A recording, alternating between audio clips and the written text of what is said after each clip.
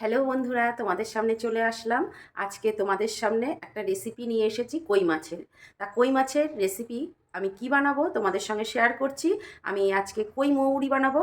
চলো দেখতে থাকো কিভাবে আমি কই মৌরি তৈরি করি। স্কিপ করবে না, পুরোটাই দেখবে। ভালো লাগলে লাইক কমেন্ট শেয়ার করে পাশে থাকবে। চলো দেখতে থাকো। দেখতেই পাচ্ছ আমি কই মাছগুলো ভালো করে ধুয়ে নুন হলুদ মাখিয়ে ভেজে নিলাম। ভাজাটা পুরো দেখালাম না তোমাদের, অনেকটা লেন্দি হয়ে যায়, তাই মুখে বলে দিলাম দেখো দেখে নাও আমি ভেজে নিয়েছি।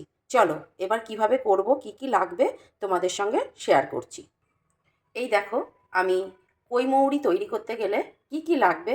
আমি 4টে কাঁচা লঙ্কা পাকা পাকা দেখে নিয়েছি, এক টুকরো আদা নিয়েছি, কালো জিরে নিয়েছি, শুকনো লঙ্কার গুঁড়ো নিয়েছি, হলুদ নিয়েছি, নুন নিয়েছি, আর মৌরি নিয়েছি, যে কারণ মৌরিটা দিয়েই মাছটা তৈরি হবে। তাহলে এইগুলো নিয়ে নিয়েছি। এইবার এই মশলাগুলো আমি একটা বোলের মধ্যে ঢেলে নেব।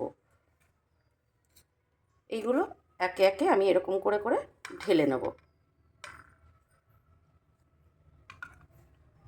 এইবার দেখো সব মশলাগুলো নিয়ে নিয়েছি।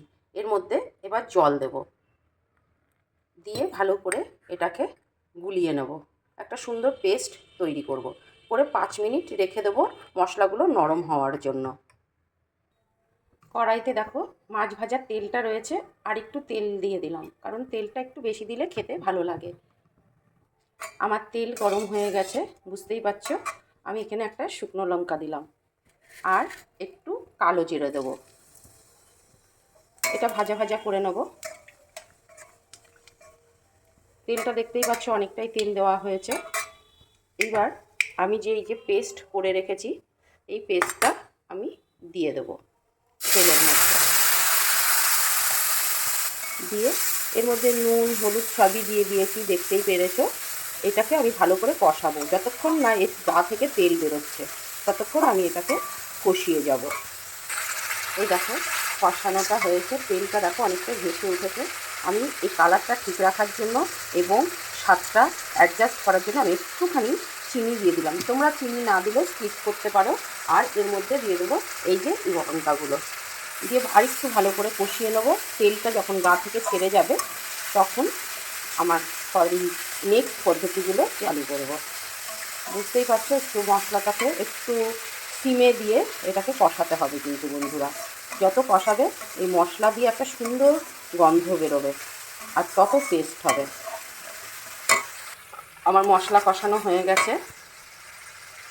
এবার আমি জল দিয়ে দেবো, পরিমাণ মতো জল দেবো, যাতে এটা বেশি জল না হয়, মাখা মাখা তৈরি হবে। এ দেখো ঝোলগুলো ফুটে গেছে। এবার এই মাছগুলো আমি ঢেলে দেবো। এবার ঝোলটা সিমে দিয়ে একটু ফুটিয়ে গাঢ় করে নেব। মাছটাও সেদ্ধ হয়ে যাবে আর এর স্বাদও দ্বিগুণ হয়ে যাবে।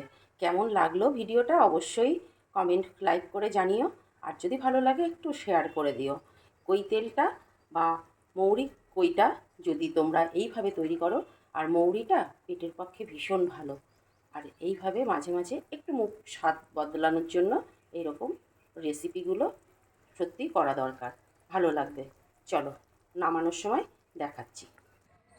দেখো বন্ধুরা আমার কই মৌরি তৈরি হয়ে গেছে। কেমন লাগলো ভিডিওটা অবশ্যই জানিও। পাশে থেকো, আবার নতুন নতুন ভিডিও নিয়ে তোমাদের সামনে উপস্থিত হব। ভালো থেকো সবাই।